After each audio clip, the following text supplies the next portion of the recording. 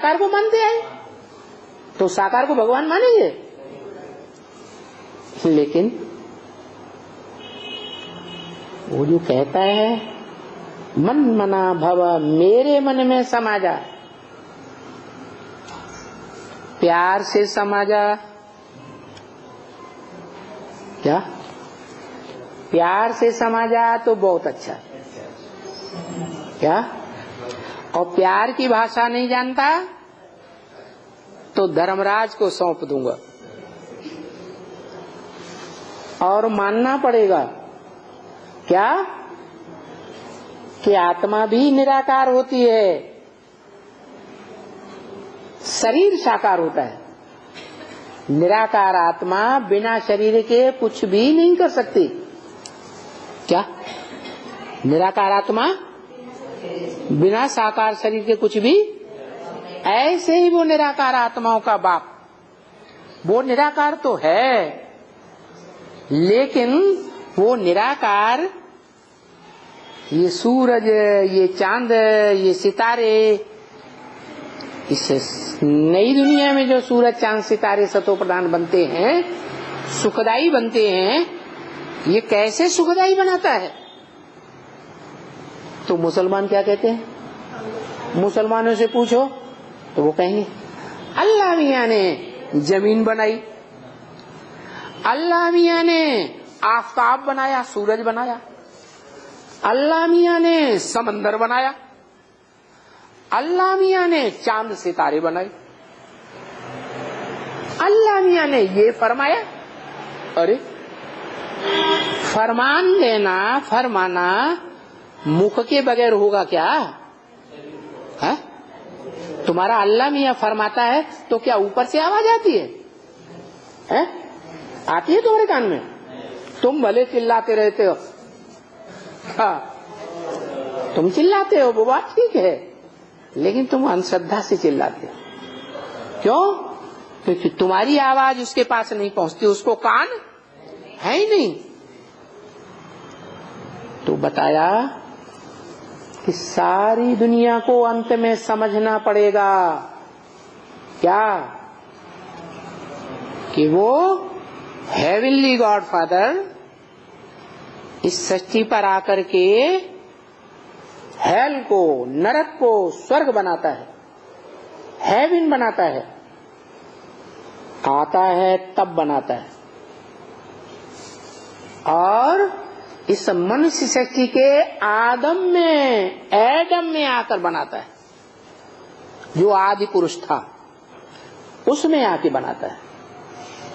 सभी धर्म पिताएं उस आदम को, एडम को मानते तो हैं कि हाँ कभी था, लेकिन जानते नहीं, उसकी जीवन कहानी को नहीं जानते, क्योंकि हजारों साल पुरानी बात है। जन्म मरण के चक्र में आके सब भूल जाते हैं। तो वो आके बताता है क्या कि सब मनुष्य सृष्टि में सब आदमियों का आदि पुरुष आदम, जो सदा काल हर जन्म हर युग में, हेवन में भी हेल में भी इसी दुनिया में पार्ट बजाता है, वो व्यक्ति कौन है? क्या उस व्यक्ति को जानोगे कि तुम मनुष्यों का पिता कौन है, वेद का जानोगे तभी तुम हेवन में जा सकोगे, सुख की दुनिया में। नहीं जानोगे तो नहीं जा सकोगे। पहले पहले जान लोगे तो नई सृष्टि के आदि में हेवन की दुनिया में जाओगे, सत्युग त्रेता रामकृष्ण की दुनिया में जाओगे।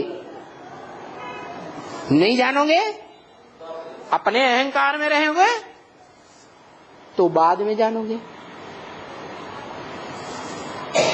और जब लास्ट में जानोगे, हट पकड़ोगे तो क्या होगा?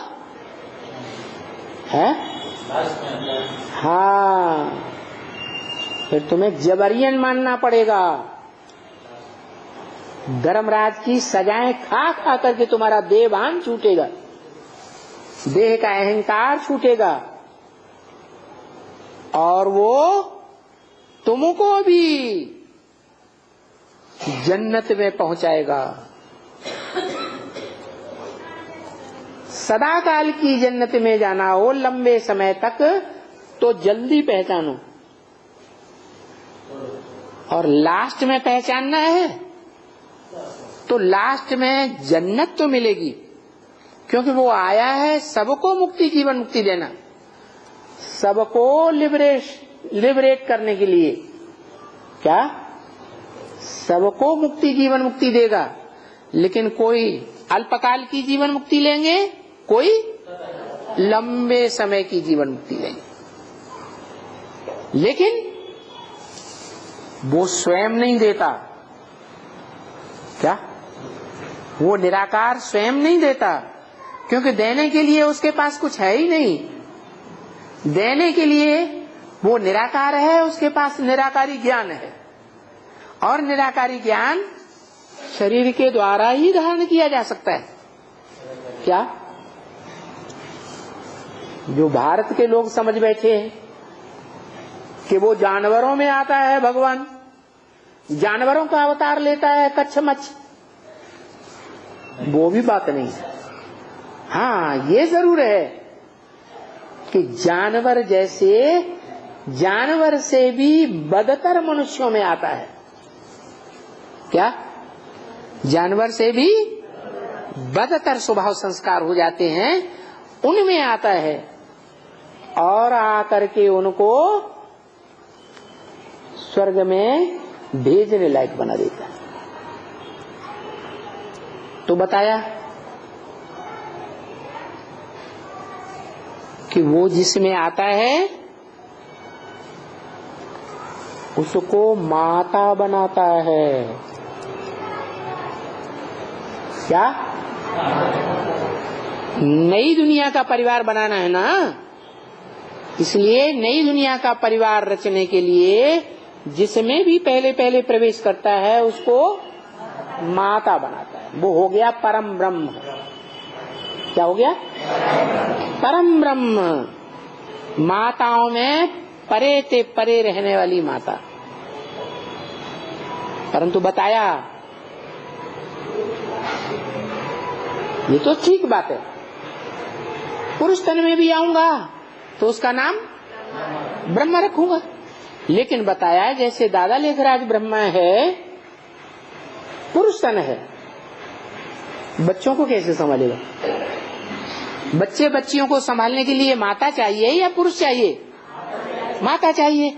इसलिए ओम राजे मम्मा को निमित्त बनाता है, बच्ची को माता बना देता है, निमित्त मात्र। ऐसे ही यज्ञ के आदि में जो परम ब्रह्म आदि ब्रह्मा हुआ, उसमें प्रवेश करता है, पुरुष तन है। तो कन्याओं माता रूपी जो बच्चे हैं उनको कैसे संभालेगा?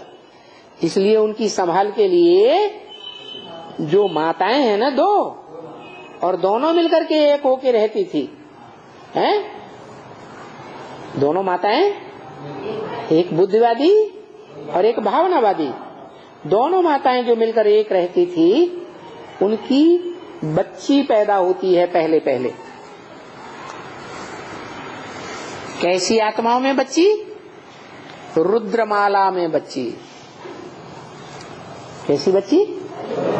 रुद्रमाला मतलब रुद्र के पहलौटी के जो बच्चे पैदा होते हैं, रुद्राक्ष जिनकी यादगार है, वो रुद्राक्ष बच्चों में पहली पहली बच्ची पैदा होती है, उसको टाइटल दे देता हूं, क्योंकि माता का काम करती है ना, माता है नहीं। क्या? माता का शरीर है, इसलिए है तो बच्ची ना, है? तो वो रुद्रमाला में जो रुद्राक्ष के मण के रुद्र के बच्चे हैं, किसके बच्चे? रुद्र के, जिसके नाम पर यज्ञ का नाम क्या पड़ता है? अविनाशी रुद्र ज्ञान यज्ञ, और उस ज्ञान का जो फल है वो क्या है? याद। क्या? तो नंबरवार ज्ञान को प्रैक्टिकल जीवन में धारण करने वाले जो रुद्रमाला के बच्चे हैं, उन बच्चों में प्रैक्टिकल जीवन में जो धारण करने वाली कन्या है माता पिता की, क्या वो कौन है? योगिनी माता, काशी नगरी। क्या वो काशी नगरी जो धरणी माता से जन्म लेती है ना, वो धरणी को हिरण्याक्ष राक्षस जब पाताल में ले जाता है तो काशी नगरी छिटक जाती है। क्या?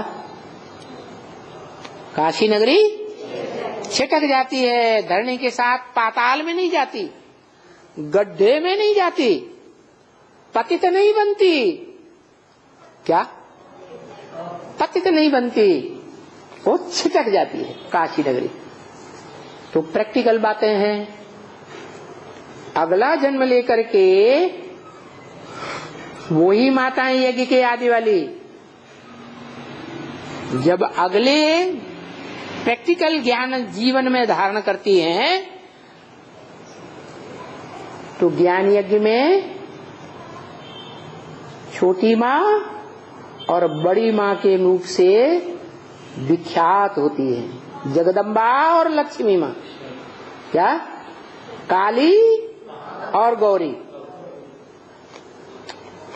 तो काला शरीर बनता है संग के रंग में आकर, या आत्मा काली बनती है? शरीर काला बनता है, शरीर में परिवर्तन होता जाता है।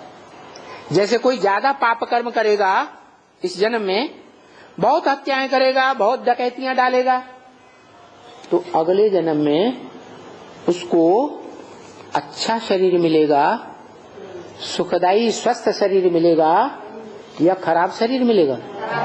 है खराब शरीर। बहुत से तो इतना हाथ पांव से हिंसा करते हैं कि पेट में ही लूले लंगड़े हो जाते हैं। होते हैं कि नहीं? लूले लंगड़े बनकर के पैदा होते हैं। तो आत्मा गिरती है तो शरीर के ऊपर प्रभाव पड़ता है या नहीं? आत्मा के संस्कार खराब होते हैं तो शरीर खराब मिलता है, या तो गरीब घर में जन्म लेता है? तन से दुखी, धन से दुखी, मन से दुखी, हर तरह से दुखी दुखी शरीर वाला पैदा होता है। तो आत्मा सात्विक दुनिया में आती है तो सात्विक शरीर, और तामसी दुनिया में आती है उतरते उतरते तो तामसी शरीर।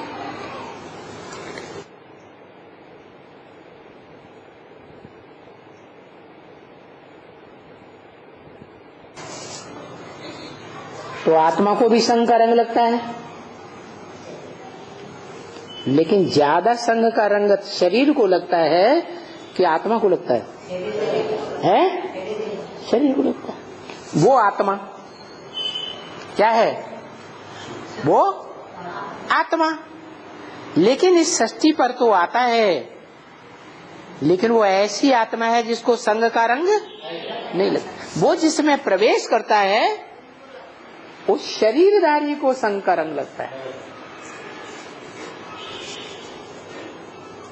शरीर को संग का रंग लगता है, इसलिए वो शरीर जन्म लेते लेते नीचे गिरते गिरते आखिरी में वो आत्मा ज्यादा पतित बनती है कि वो शरीर पतित पत्थर बुद्धि बन जाता है।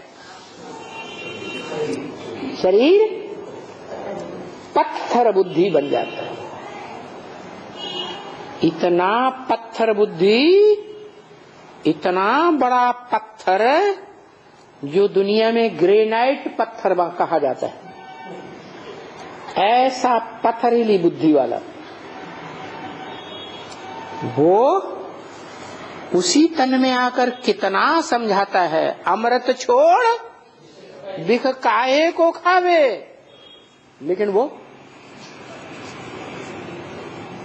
इस ज्ञान को धारण करता है? नहीं धारण करता। विष पाई बनता है और ज्यादा बनता जाता है कि कम बनता है? और ही जास्ती बनता जाता है। लेकिन उसका पहला नाम क्या रखा उसने? परम ब्रह्म। लेकिन नाम तो रखा, शरीर से काम तो नहीं बजाया। ओम मंडली का कार्यकाल जब तक रहा, उस शरीर के द्वारा धोबी का पार्ट निभाया प्रैक्टिकल में, या नहीं निभाया है? क्या साफ किया? शरीर रूपी वस्त्र साफ किए।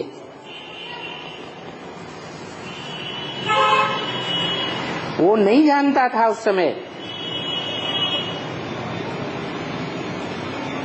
कि जो शुद्ध आत्मा है,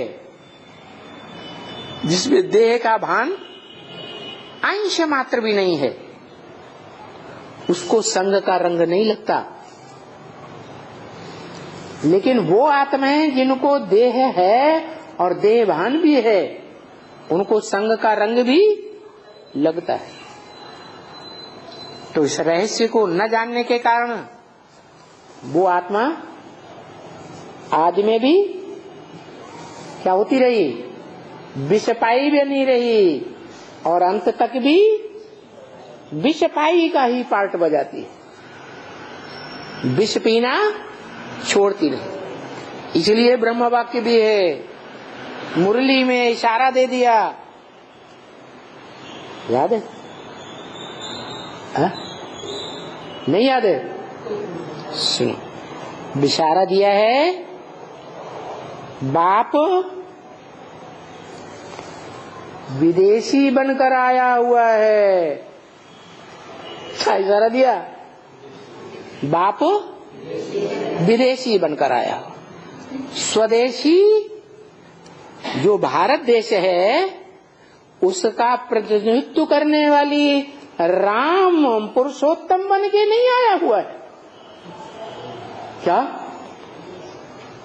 एक पत्नी व्रतधारी राम बनकर नहीं आया हुआ है। क्या बनकर है? स्वदेशी बनकर आया या विदेशी बनकर आया है? विदेशी। विदेशी क्या करते हैं? जीवन में एक पत्नी बनाते हैं या उनकी गिनती ही नहीं है, ढेर पत्नियां बनाते हैं। ऐसे इशारा दे दिया, बाप विदेशी बनकर आया। वो या जिसमें प्रवेश करता वो कौन है? वो माने दूर, ये माने जो इस सृष्टि में है, वो बाप अगले जन्म में विदेशी बनकर आया हुआ। ब्रह्मा मुख से ही बोला, माने विषपाई होगा या नहीं होगा? विष माने पराई स्त्री को भोग करने वाला विषपाई कहा जाता है। पराई स्त्री का भोग विष है, पर पुरुष का भोग भी विष है। ऐसी स्त्री जो पर पुरुष का संग करती है, भोग करती है, वो घर को नरक बनाती है या स्वर्ग बनाती है? तो आज भी कहावत है भारत में, घर की धरित्री अच्छी हो तो घर स्वर्ग बन जाए, और घर की धरित्री गंदी हो तो घर नरक बन जाए। आप तो ज्ञान पवित्र है ना, वो विषपाई प्रैक्टिकली काम नहीं होता ना। उसका नाम क्या रखता है काम निकालने के लिए? बताओ जल्दी, क्या काम लेना है उसे? उसे जब आता है तो क्या काम लेना है? पतितों को पावन बनाने का काम लेना है, वो तो लेना है। लेकिन पहला काम क्या लेना है? ब्राह्मणों की नई दुनिया बनानी है या नहीं बनानी है? उसके लिए माँ चाहिए या बाप चाहिए? है माँ चाहिए। हाँ, पुरुष तन में आता है और पुरुष तन सत्व को धारण करने वाला प्रथम है। क्या नारी प्रथम है या नर प्रथम है? सत्व जो निराकार भी है, सत्व जो साकार भी है। क्या उस निराकार का जो सत्व है वो ज्ञान है, वो निराकार है, और साकार का सत्व है वीर्य। हर पुरुष हर नर में वो सत्व आता है अपने टाइम पर। क्या जन्म लेते ही नहीं होता है? जन्म लेते ही होता है? नहीं, पक जाता है, परिपक्व हो जाता है? उसे कहा जाता है वयस्क। क्या कहते हैं?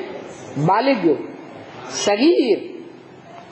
तब वो सत्व पकता है। उसमें भी ऐसे ही है। जब पूरे 5000 वर्ष हो जाते हैं, भूत भविष्य वर्तमान तीनों काल हो जाते हैं, पूरा चक्कर हो जाता है, और उस चक्कर को वो आत्मा क्रॉस करती है, जिसमें प्रवेश करता है। जब क्रॉस करती है तो उसमें तीनों काल का ज्ञान आ जाता है। वो उस ज्ञान को उस समय धारण करके हमेशा नहीं रख सकता। इसलिए ब्रह्म वाक्य मुरली में बोला, मुझे तलब हो जाती है। क्या मैं ठहर नहीं सकता, और मैं इस सृष्टि पर आता हूं। नई सृष्टि रचने के लिए, नया परिवार बनाने के लिए, वसुधैव कुटुंबकम बनाने के लिए, सारी वसुधा सारी पृथ्वी को अपना कुटुंब परिवार बनाने के लिए मुझे क्या चाहिए? माता चाहिए। तो जिस तन में प्रवेश करता हूं वो तो पुरुष है, माता तो है ही नहीं। इसलिए 3 मूर्तियों में से 2 मूर्तियों को देखता हूं। क्या वो दोनों जो मूर्तियां हैं उनमें एक आत्मा और एक पूरा शरीर, एक है देहभान वाली और एक है आत्मिक स्थिति वाली। उन दोनों आत्माओं का आधार लेता हूं। लेकिन आधार लेने का लक्ष्य क्या है? सुनना सुनाना या समझना समझाना? सुनने सुनाने को भक्ति कहा जाता है, और समझने समझाने को ज्ञान कहा जाता है। तो मेरे आने का लक्ष्य क्या है? ज्ञान का बीज डालना। अहम ज्ञान, अहम बीज प्रदपिता। मैं ज्ञान का बीज डालने वाला पिता हूं। तो वो आकर के मनुष्य तन में ज्ञान का बीज डालता है। लेकिन वो ज्ञान का बीज नर में डालता है या नारी में डालता है? नर में डालता है, और नर को पुरुष कहा जाता है। और ब्रह्म वाक्य है मुरली में, इस दुनिया में जितने भी पुरुष हैं वो सब Duryodhan Dushasan, A to Z।